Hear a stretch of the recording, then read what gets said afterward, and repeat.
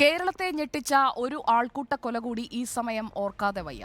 മധു വധക്കേസ് ഇന്നും അട്ടപ്പാടിയുടെയും കേരളത്തിന്റെയും തീരാവേദനയാണ്. രാജ്യമാകെ ചർച്ച ചെയ്യപ്പെട്ട കേസാണ്. ആൾക്കൂട്ട ആക്രമണത്തിന് ഇരയായ മധു കൊല്ലപ്പെട്ടിട്ട് 6 വർഷം കഴിഞ്ഞു. 2018 ഫെബ്രുവരി 22-നാണ് അട്ടപ്പാടി ചിണ്ടക്കിയൂരിലെ മല്ലന്റെയും മല്ലിയുടെയും മകൻ മധു ആൾക്കൂട്ട ആക്രമണത്തിന് ഇരയായി കൊല്ലപ്പെട്ടത്.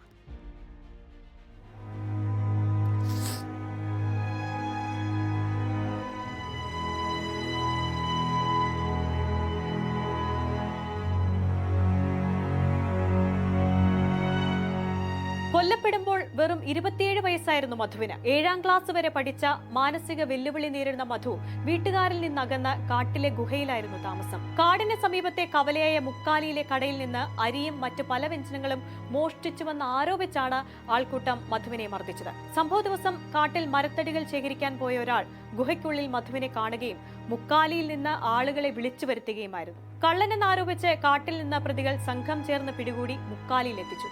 ആൾക്കൂട്ടം മധുവിനെ ക്രൂരമായി മർദ്ദിക്കുകയും ചോദ്യം ചെയ്യുകയും ചെയ്തു. കൈകൾ ലുങ്കി കൊണ്ട് ബന്ധിച്ച് കനമുള്ള ചാക്കുകെട്ട് തലയിൽ വെച്ച് 4 കിലോമീറ്റർ അകലെയുള്ള മുക്കാലി കവയിലേക്ക് എത്തിച്ചു. നടത്തത്തിനിടയിലും മുക്കാലിയിൽ എത്തിച്ച ശേഷവും മർദ്ദനം തുടർന്നു.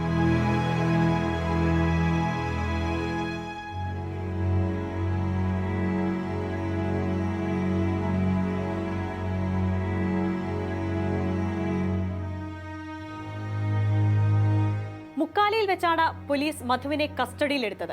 അഗളിയിലെ പ്രാഥമിക ആരോഗ്യ കേന്ദ്രത്തിൽ എത്തിച്ചപ്പോൾ മധു മരിച്ചു. പ്രതികളുടെ ആക്രമണത്തിലേറ്റ പരിക്ക് മൂലമാണ് മധു കൊല്ലപ്പെട്ടതെന്നാണ് പ്രോസിക്യൂഷൻ കേസ്. വനത്തിൽ ആണ്ടിയളച്ചാൽ ഭാഗത്ത് മധു ഉണ്ടെന്ന വിവരം ലഭിച്ച പ്രതികൾ കാട്ടിൽ അതിക്രമിച്ചു കയറിയെന്ന വനം വകുപ്പ് കേസും നിലവിലുണ്ട്. ആന്തരിക അവയവങ്ങൾക്കേറ്റ ഗുരുതര ക്ഷതമാണ് മരണകാരണമെന്ന് പിന്നീട് പോസ്റ്റ്മോർട്ടം റിപ്പോർട്ടിൽ വ്യക്തമായി. തലയ്ക്ക് പിന്നിൽ മാരകമാംവിധം മുറിവേറ്റിരുന്നു. വാരിയെല്ലുകൾ തകർന്നിരുന്നു. ശരീരത്തിൽ 42 മുറിവുകളാണ് ഉണ്ടായിരുന്നതെന്ന് ജുഡീഷ്യൽ മജിസ്ട്രേറ്റിന്റെ റിപ്പോർട്ടിലും പറയുന്നു. കാട്ടിൽ പോകുന്നതിന്റെയും മധുവിനെ പിടികൂടി വരുന്നതിന്റെയും ദൃശ്യങ്ങൾ പ്രതികളിൽ ചിലർ തന്നെ പകർത്തി സമൂഹ മാധ്യമങ്ങളിൽ പങ്കുവച്ചു. മുക്കാലിയിൽ ആൾക്കൂട്ടം മധുവിനെ തടഞ്ഞു വെച്ചതിന്റെ മൊബൈൽ ഫോണിൽ പകർത്തിയ ദൃശ്യങ്ങളും CCTV ദൃശ്യങ്ങളും പ്രോസിക്യൂഷൻ തെളിവായി ഹാജരാക്കി. പ്രോസിക്യൂഷൻ പ്രധാനമായും ആശ്രയിച്ചത് ഡിജിറ്റൽ തെളിവുകളെയാണ്.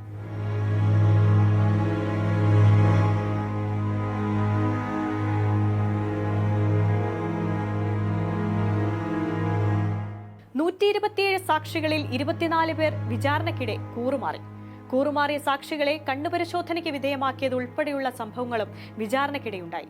സാക്ഷികളുടെ കൂറുമാറ്റവും പ്രോസിക്യൂട്ടർമാരുടെ മാറ്റവും ഉൾപ്പെടെ ഏറെ വെല്ലുവിളികൾ നേരിട്ട കേസിന്റെ വിചാരണ ഹൈക്കോടതിയുടെ പ്രത്യേക നിരീക്ഷണത്തിലാണ് പൂർത്തിയാക്കിയത്.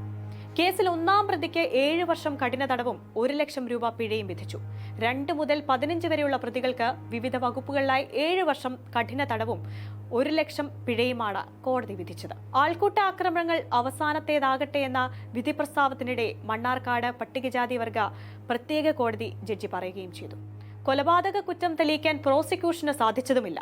കൊലക്കുറ്റം ചുമത്തണമെന്നാവശ്യപ്പെട്ടിട്ടും 2 പേരെ വിട്ടയച്ചതിനും എതിരായ അപ്പീൽ ഹൈക്കോടതിയുടെ പരിഗണനയിലുമാണ്.